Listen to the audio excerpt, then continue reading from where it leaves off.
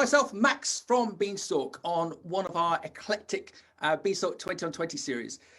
This is where we spend 20 minutes with inspirational people from the fresh food sectors, and it never turns into 20 minutes because the people that we always get on are fascinating.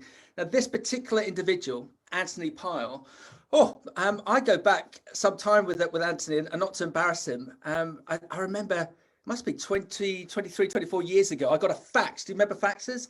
From this business when I was working with a recruitment company, and the fax came through and it said, Blue Skies, we're looking for an account manager. And we all said, who's Blue Skies? And so I picked up the phone and spoke to Anthony. I went out and met up with Anthony and his wife in their kitchen to discuss this account manager role. And I could see from that point there was something fundamentally different about Anthony and that this business that he created. So what is Blue Skies? Well, Blue Skies, the strapline is redefining fresh, and they were founded by Anthony in 1997 with the mission to build together a profitable enterprise where people respect each other, care for the environment, and inspire a legacy for the future. And this is why we wanted to get Anthony on, because I am going to embarrass him all the way through this. There's so much that we can learn from Anthony and the business that he has created. So Denzel, can you turn Anthony on? So let's get to, hey, Denzel, just come into picture so you can say hello to everyone as well. So Simon is key to the Blue Skies communication strategy. But we also have the main man here, Anthony. Anthony, say hello to everyone.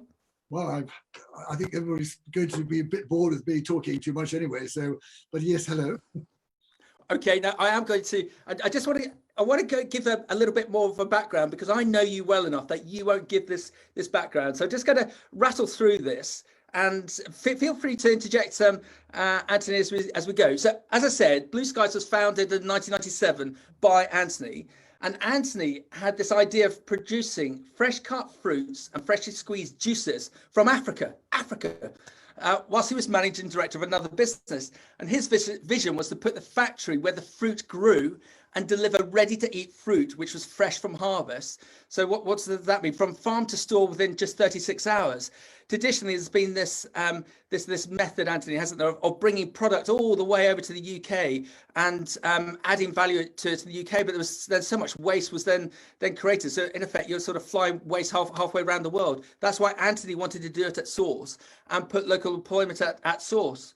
So Anthony decided that he needed to move on and create his own business. And as the notes I read, he stated that the business he was with previously suggested that Anthony go off and do some blue sky thinking. And so, Anthony, you did, didn't you? You went off and you created Blue Skies. So you landed in Ghana in December 1997, and you had to find the land, bring in the water, source the Aleki, find the people, provide the training, build a factory, install the machinery, Max, take a breath, work out the logistics, and organise the farmers to supply the fruits. And most importantly, you had to find the retailers who would buy his products over those produced by more established manufacturers. So Anthony, that was in 1997. So was it 10 or a dozen people that you were cutting fruit up under a palm tree in Ghana? And where is the business today in Ghana? Tell us about the business today. Crikey. Well, I think you just about done the lot for me. I'm very impressed with your recollections and probably your notes in front of you as well. But I'd wind the clock back just a tiny wee bit there. In fact, I did work, you're quite right, in the UK for a business which was doing freshly squeezed orange juice. They were the first actually in the world to squeeze juice where the oranges didn't grow. So there was a sort of inspiration there, if you like, being a part of something that was totally new. But when I arrived, I'd been actually fired from the business I was doing before. So I was eager to try and prove things could go right. And I landed in this situation where they had 3 factories, a £2 to £3 million turnover, doing freshly squeezed juice. Clearly too many factories, and it needed to be condensed somehow. And that's what we did. We reduced it down to 1 factory. As a consequence of that, we have 2 factories and wonder what to do next. And I was very impressed with a lady called Mary Bosley. You might have come across her. Yeah. we know everybody everywhere. Also an individual called Ray Marriott, who you may or may not have known, who he's now a professor over in Bangor, I think. But he and Mary and I wondered whether actually we could use the skills of bringing fruit into this country to make a salad. I mean, up till then, the only salads available were those ones with a can with libbies on the outside or whatever. Yep. And they really tasted largely of syrup and not a great deal of the fruits within. So we wondered whether actually we could do something rather clever here. So we imported the fruit, we cut it up. Ray was very clever at removing enzymatic peeling idea that he developed. We were able to remove the peel from the oranges and so on. And Mary, of course, understood the technologies necessary in order to get products into the supermarkets. So the three of us got together, and I think that's when the whole idea of fresh fruit, prepared produce, we called it in those days, but the idea of fresh cut fruit, it really came from that moment. So it hasn't been around for that long. And of course, during the course of the few years I was there, I enjoyed doing the freshly squeezed juice, and it was growing very well. But I also tried to nurture this little baby that we'd started cutting fruit for M&S. And it didn't go that well. And the reason it didn't go that well is because we had, the odd grape and the odd orange and the odd bit of melon, which was old, and syrup. And so I went to the board and said, which a managing director can do, because I chaired the meetings. I said, look, what we need to do, is take this product to where the fruit grows. Oh, they said, but we don't believe in that sort of thing, because we believe in bringing fruit in here to UK and cutting it up and what have you. Cut a long story short, and to just sort of join you with the bit that you used at the start there, they fired me. And said to me, though, immediately, said, okay, fine, but don't worry, we are going to enable you to get going. We can go for one of these placement organizations. We'll find you some nice job somewhere, doing something. And I said, well, thank you very much indeed. Yes, he said, what you need to do, said, well, I remember the fellow well, but since this is going out, I won't remind everybody. This chap said to me, why don't you do some blue skies thinking? And I thought, wow, yes, I think we'll do some blue skies thinking. As I got home and told my wife that there'd been this disaster, she put her hands on her hips and said, what now? I was 50. I mean, you probably that's 23 years ago. I'm now 73. And so she said to me, what are you going to do now? I'm fed up with you being fired. So I said, well, I've done some blue skies thinking, as they suggested. I think I'll do what I've suggested to the business. And that is, let's go to Africa and set up a business, which is, entirely looking at fresher fruit, doing good to the local community, because they would be basically able to pick up a new technology, they would get jobs, there would be an improvement and opportunities for the farmers, and of course the economy, the local economy. But you haven't been to Ghana, said my wife. No, that's true. I was fired on the 16th of December, let me get this right, 96. And on the 1st of January, the New Year's Day, 1997, I was in Ghana. And by the 1 year later, almost to the day, we were producing for Sainsbury's. Fantastic. With 35 people and a few kilos of product, mostly pineapple, it has to be said. But all those products that we launched to begin with, were the first on the shelf. So I have to ask you, when you got that announcement that that particular company didn't want your services anymore, surely you could have gone off and just dusted yourself down and got a conventional job in government, in politics, in business within the UK. To go out to Ghana, having never visited the country. So we need to know why. What was the drive? What was the catalyst that actually get you out to do that when you could have found a safe haven like 99.9% of the people would have done? Why? Well, they say that people are a consequence of the genes and of the environment. The genes, I don't know. I mean, I've often looked at my my parents and their parents and before them, what have you. That might have been something to do with it. But there was also the environment. And the environment was, I was the son of or am the son of a man who kept popping around within the tobacco industry, actually, something okay. one doesn't bang on about nowadays. But he was kept posted being everywhere, all over the place. And as a consequence, I didn't get an education. So when I turned up in the north of England, when he was doing some job up there, and I arrived at a school, they gave me 0%, 0%, 0% on all the pieces. So as a consequence of that, he said, what you need to do, and I am a European, and he was too, you need to go to Europe, learn a language, and disappear for a while and see what you can pick up. I did just that. I spent a year actually hitchhiking around North Africa, the Middle East, places like Iran and Iraq is now, up to the Scandinavia as well. And I think that probably got me going on doing things that are totally abnormal, a little bit like, what they call a disruptor nowadays, somebody who was basically going to do something which was out of the norm.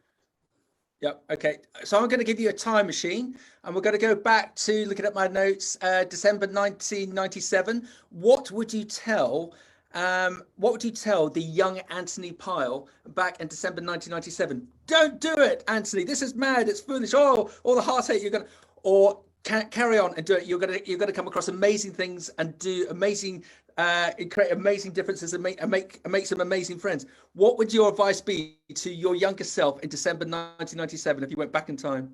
Well, younger self, yes, but don't forget a 50-year-old who'd had some experience. He'd been a soldier for 13 years. He'd been a number of other things and done some very strange things. So pretty experienced, pretty rough sort of individual. I would say do it again. Absolutely do it again. Probably not in the same. Fantastic. Country, because in Ghana, of course, in those days, there was a tin shack for an airport. There was a lot of fairly sort of rough individuals to make sure that you kept in line in society and in business and elsewhere. And, you just made of it what you could. Land was a joke. The land tenure arrangements there were appalling. Well, all that's changed now. Ghana is now recognized as being actually an advanced economy in African terms. So I would probably say, go and choose another little country like Benin nearby and have a crack at that. But don't change anything you did. Draw on those military experiences you had about sharing a trench with somebody regardless of their background. Draw on those experiences you had when you left the army at the London Business School on the language, if you like, of business. And draw on those instincts you have for advancing interesting ideas for women, ensuring that there's good gender balance in your business, making sure that everybody has an opportunity. Use people who have a disadvantage in life, like those people who have polio or have an inability to speak or hear. Those are the people that actually will, stand with you till your last day, and get on with it. Yep. Okay. And coming through to present day, is what you and the team have created with Blue Skies, is it everything that you hope for? It's interesting you ask that question. I looked the other day, this pandemic nonsense. We've all been locked down. We've not been allowed to go anywhere. And of course, my wife told me once again, go and clear out all those files you have in our bedroom. So I went into the bedroom, pulled out the drawers, and I dug up the old 1997 business plan, setting up a network of factories that would serve the European retailers with the highest quality of product possible, whilst also looking after the environment and the communities in which we were working. Frankly, that's what we did. And we set up this thing called a joint effort enterprise. We still have our joint effort enterprise. It's our business model, and it stands for diversity, culture, and making a profit. And we have those three things in place today. And my goodness me, what an excellent compass to have. Fantastic. And Anthony, let's look to the future. With everything that you've created, it's not going to stop any day soon. And this legacy that presumably you want to pass on. So where would you like the business to be in the next 10, 20, 25 years? well, where are we now? I mean, we would have been at about 130 million turnover now if it hadn't been for this COVID stuff. We were knocked back a bit. So we'd always reckoned to grow about 10 to 15% per annum. We've grown a bit faster than that and more than that at times as well, because when we were smaller. But I think that's the sort of the way it goes. You know, an entrepreneur can take it so far. And what many entrepreneurs do, perhaps most entrepreneurs do, is they think, oh, you know, I'd love to have a yacht, or I'd love to have a Maserati. So, well, I'm not into yachts and I'm not into Maseratis. I've got a very nice Volkswagen Up parked outside, and that does me very well. And my bicycle as well. I really don't need it. I'm always happy if you ask me to tell you what my salary was now, I would tell you. Yeah, you always have done. You always have done. Thank you. You'd be amazed. I don't believe in big money. I believe actually very much in doing as you say it ought to be done.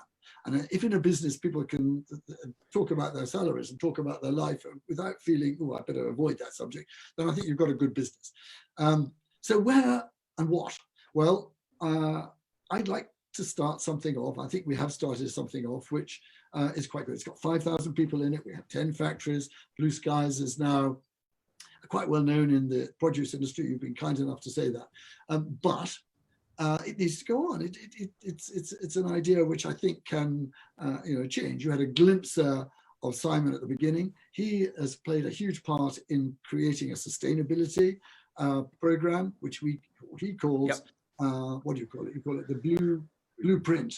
The blueprint, it's a very important component, because actually, you know, this is where we are now. We are knocked back a bit by COVID. We are hearing the environmentalists banging on a bit. So who is going to be able to take on in the future? Well, I'm very, very lucky. Apart from being married to a wonderful woman who is always rather doubted what I'm up to next, she produced 3 children. And number 1 is in the factory, in the business. He looks after some of our procurement interests. He's very innovative, very challenging, always coming up with new ideas. There's a daughter who is in Australia, fell in love with an Englishman who wanted to go to Australia. And wow. they are involved. Go figure. And then there's a third one who went to Cambridge and came out. We never thought he would come into the business at all. He rose to being the chief marketing officer for L'Oreal in Europe, looking after Africa for Diageo. And so, you know, with all that sort of stuff behind him, it wasn't surprising that his pedigree had catapulted him towards a smallish business, which was in need of a new CEO and a lot of fun. And so I have to say, he's grabbed the reins with gusto. It's left me scratching my head a bit to where, you know, I all this. But nevertheless, he's very competent. He's absolutely loving it. He's creating a team around him. Both the old team have gathered around him and the new team have gathered around him. And wow, you know, he's taking it places. And where does that leave me? It leaves me thinking. It leaves me coming up Excellent. With an opportunity to do a little nudge every now and then. You know, have you thought of this?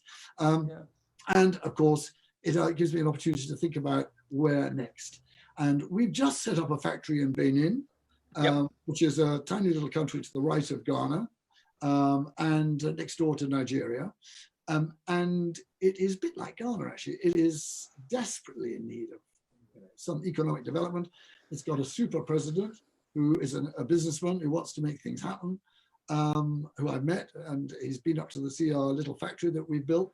And, you know, as soon as we can, we want to sort of make something of it and do something for Benin, do something for the Benin people, and also perhaps, you know, expand a bit more in Africa to make something of that magnificent continent. Brilliant. Yeah. And just coming back a bit,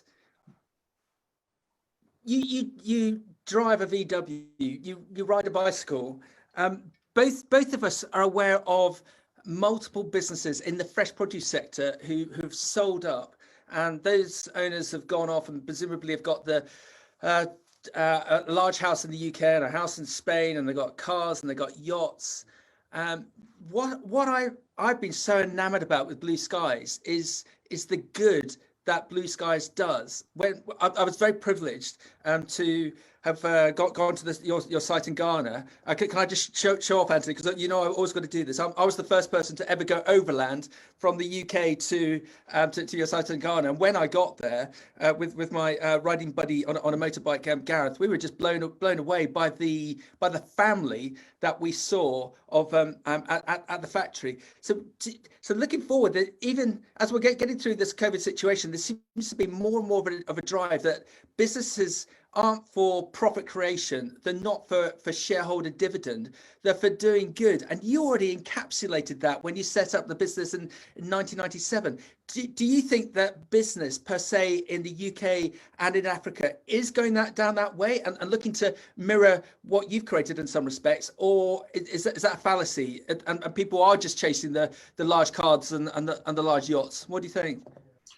I think you were very modest, Max. I think that was a remarkable journey that you carried out. As you say, you were the first to do it. You had a very interesting idea of sort of linking up all the dots where there was produce on the way down to Ghana, and of course, well, right down to the bottom of Africa. And we admired you hugely for that. But I think it did illustrate actually the way the new younger generation, if you forgive me calling you part of that, is actually picking up the messages, picking up the ideas which are coming through. In Blue Skies, we like to think of ourselves as a little bit ahead of the curve. You know, for example, we don't have workers, we don't have managers, we just have people. And we feel very strongly about that. And it actually enables us to regard all people as important doing a job. Fairly flat organization, anybody can talk to anybody. And it does mean that you have trust. And of course, when you're operating in an African environment, you know, we all know about, you know, the Black Lives Matter and all that, these other initiatives that have been taken at the moment. You know, we think, well, yeah, they're a bit behind the curve. Yeah, yeah. Because actually, I always like to think that, in fact, I have often reflected, you know, and I've spoken to somebody in a mixed environment, and you've gone and spoken to that person, you've gone and spoken to that person, and you scratched your head afterwards. Was that person white or was that person black? I can't remember. I'm bad at remembering what color dress or tie an individual has. And so I'm not surprised I can't remember. But it is actually, I think, part of the Blue Skies way of thinking. Yeah. And I do believe that there are more and more people, partly self-inspired, perhaps mainly self-inspired, a bit about like you, and you, because you're in a very, very different way of operating that, like many other of your competitors, you unlike many of your competitors, you've actually gone out there and found out for yourself. And I think in our industry as well, we have an opportunity to do things differently. Particularly now that the COVID business has come along, I think it has enabled it. And of course, in the background, I've got people like Simon nudging me all the time about, you know, well, how can we make a difference within the environment as well? And with all these imperatives, I think, pressing on you, the individual very often will actually make the change, you know, anyway. But those individuals who think a little bit ahead and say, you know, I think in 20 years' time, we're probably going to be doing this. What if we had a crack at doing it now? Then they happen to be, then they can set something of a beacon.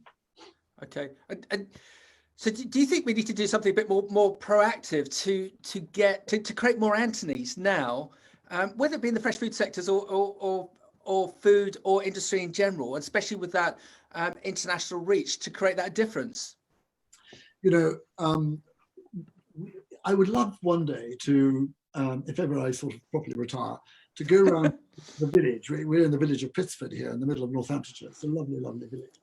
And actually just go talk to people and learn, you know, what they did in life and how they got with where, because we tend to pass people in the street and you see an old man with a grey beard, or you see a young woman with a pretty dress on, and you just notice them, but you don't know anything about them.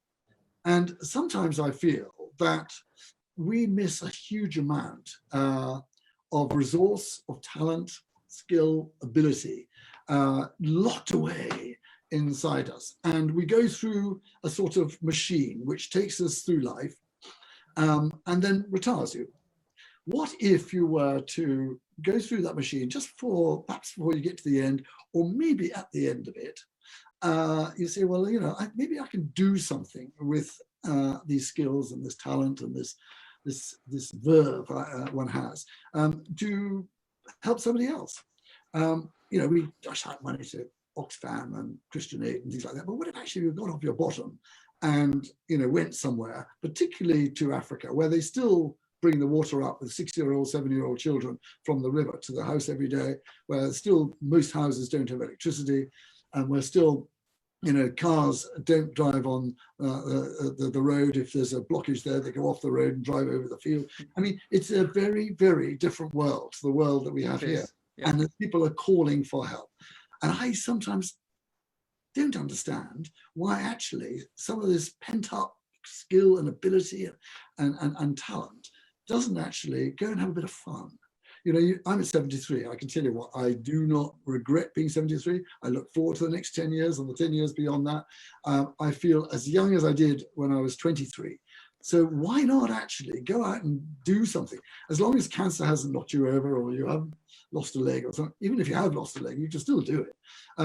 And you can get huge, I mean, just unbelievable reward. And this is possibly to explain why this loony who's talking to you now doesn't need money, doesn't want that yacht and so on. Because actually, what better reward than the reward of a smile from a young who has actually now got a chance in life, who absolutely will have a house, who will have food on the table for the family, who will maybe send their children to university, which of course they never did. Yeah, Anthony, I think, where do I go with this one? I think we're so trapped as a society as to what is norm, that we're sort of brought up to think that we do need to have a car on finance, that we do need to have a job that we're only prepared to work 37.5 hours at, that we do need to have a house with a mortgage, that we do need to have a wife, 2.3 kids and a Labrador. And we get caught in this internal system. And you just have to look at the likes of America. I know America's a big country, but what's the stat? 70% of all Americans don't have a passport. And if you can just get over that that nervousness and actually break away from those ties, those bonds, and do what you did, even more so, or do like my little venture, just to go and look and experience. I always say to all my kids and all the kids I present to, be curious about everything, be curious about life, because you'll be amazed at what trips over you that can then take you completely different directions. And I worry sometimes about the people I do meet, whether it be younger or older, that they don't. In some ways, they're a bit frightened as to what is beyond the front door. The media doesn't help, obviously, it's in this occasion. But yeah, the world is an amazing place. When I went through Africa, all I met all the way through doing 18,000 kilometers was smiles all the way. No security issues whatsoever. All we met was smiles. When I came back to the UK and I tried conversing with people on my motorbike at junctions, they were all winding the windows up, thinking I was some sort of nutter. In Ghana, as you well know, I had some amazing conversations stuck in some horrendous traffic jams in a car with some amazing people. There just doesn't seem to be that different. So yeah, if people could break away and experience what you have done and what you've created, I think by inference we're going to have a far better world. So, yeah. So Anthony, just give us an update as to Blue Skies today, because you mentioned the country areas. Can you just run through them and what you're actually specifically doing in each of those country areas, please? I will. I'm going to you're going to allow me, because you can't, of course, to comment a little bit on what you just very short. Don't worry about it. But one of the extraordinary things that you reminded me of there when you drove down through that incredible mass of North Africa down towards Ghana and beyond, is actually the humanity. I can walk down the street here or go for a run in the morning, as I do, and see somebody else, and I'll say good morning, and then yeah, it's the other way. And I often reflect on this. When I walk from the place that we stay at, we call it the guest house, and next door to the factory, it's about 1 kilometre away from the factory, and I walk down in the morning and walk back for lunch, and then we're down again afterwards. And always greeted, and people say hello to. A small child would come up and hold my hand and walk with me for some of the way. Nice. You know, a young woman will smile at me and wave. You know, wouldn't dare do that. Oh no, good God, no. It's this extraordinary thing, but so rewarding. Now, to answer your question, well, we have mainly our operations in Africa.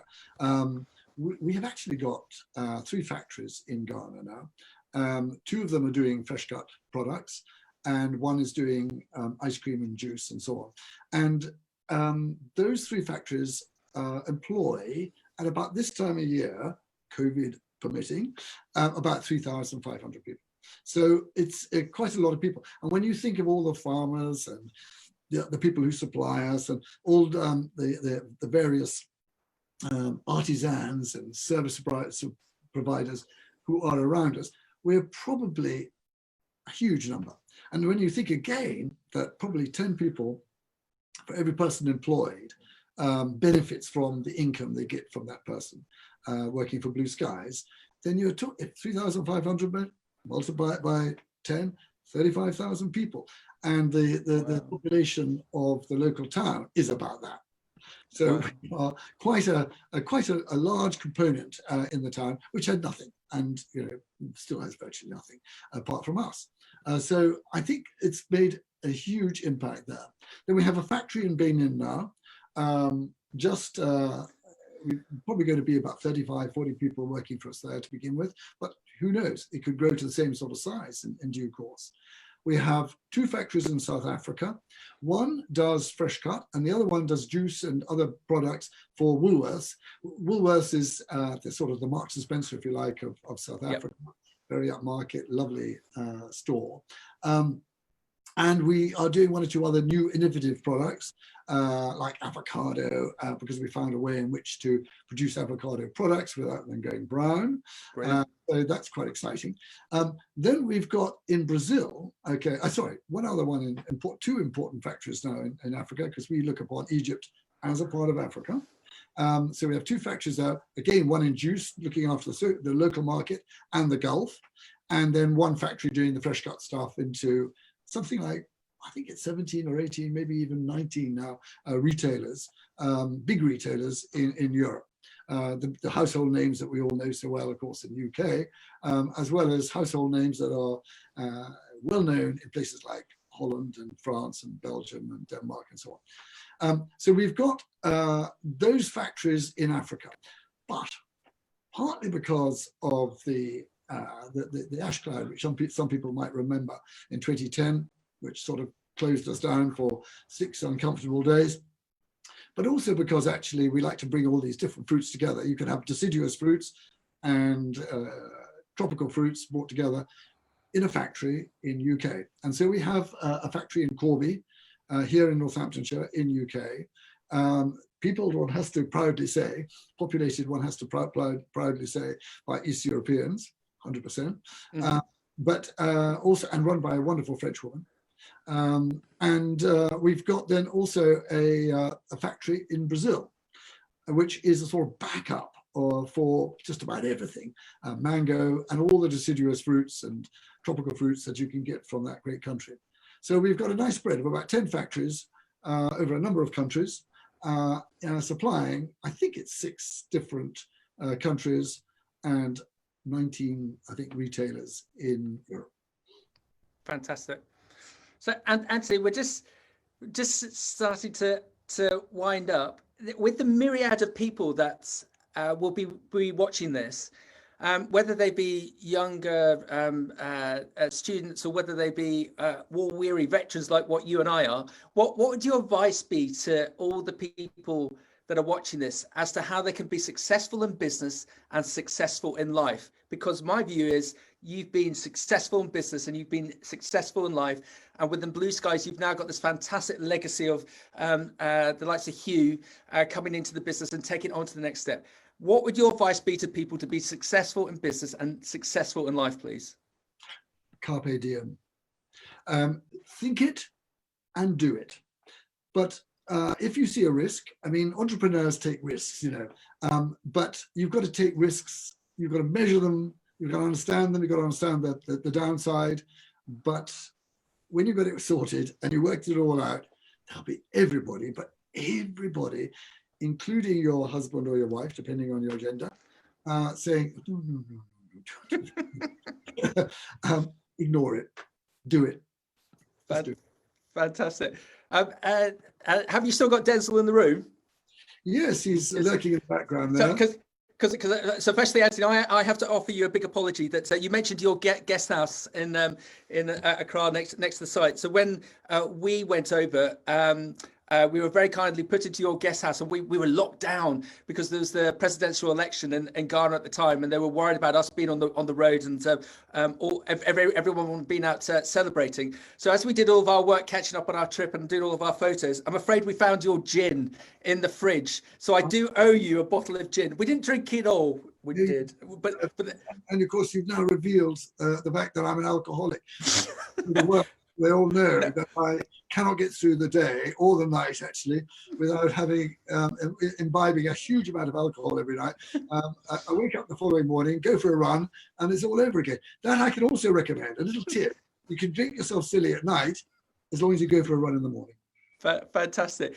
And one thing that we're missing from this lovely, amazing conversation is the Blue Skies brand. So Denzel, can you come back into the picture? Because I think you've got a T-shirt on that shows everything that we all love about. They need to see your head. Simon, come down on your knees so we can see the Blue Skies T. Look at that. Fantastic. Anthony, come back in and we'll wrap up. No, Simon, you stay there with Anthony. Don't know how we're going to do this. Okay. Fantastic. Anthony, Denzel, thank you very much, and we wish you all the best for the future. Follow Blue Skies. We'll tag you up and down. It's a business to watch for the past, but also for the future, and for us all to learn from Anthony and his team. Thank you very much, gentlemen. Thank you. Thank you, Max. Thank you. Bye-bye. Bye-bye.